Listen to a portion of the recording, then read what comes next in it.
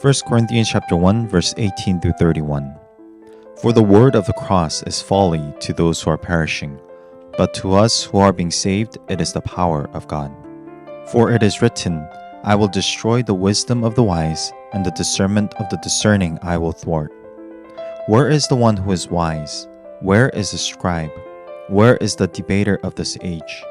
Has not God made foolish the wisdom of the world? For since, in the wisdom of God, the world did not know God through wisdom, it pleased God through the folly of what we preach to save those who believe. For Jews demand signs, and Greeks seek wisdom. But we preach Christ crucified, a stumbling block to Jews and folly to Gentiles.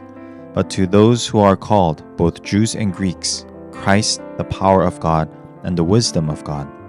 For the foolishness of God is wiser than men, and the weakness of God is stronger than men. For consider your calling, brothers. Not many of you were wise according to the worldly standards. Not many were powerful.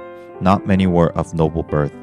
But God chose what is foolish in the world to shame the wise. God chose what is weak in the world to shame the strong. God chose what is low and despised in the world, even things that are not, to bring to nothing things that are, so that no human being might boast in the presence of God.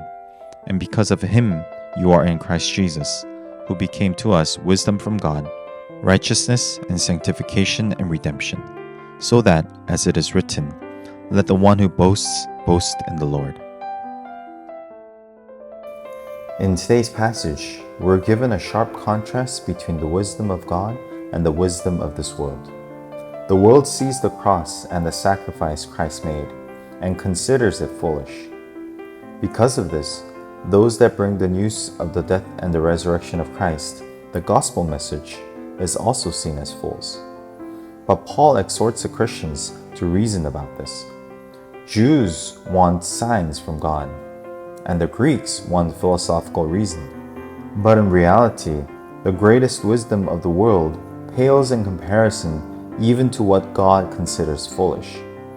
That's why God will always choose the lowly and the weak, because through them God brings the wise to their knees. This is how God challenges the wisdom of the world. And because we have the greatest wisdom of God, Jesus Christ, we can boast joyfully in our lives. Paul is not the only writer to warn us about trusting in wisdom that is not from God. Book of Proverbs, which is considered to be the book of wisdom, also speaks about trusting in God's wisdom over what the world says. Proverbs 3:7 says, Be not wise in your own eyes, fear the Lord, and turn away from evil. God's wisdom for us is the salvation we have in Jesus Christ. There is nothing wiser that we can boast about besides the love God has shown us through His Son. That is why our greatest joy, our greatest pride, and our greatest wisdom is Jesus.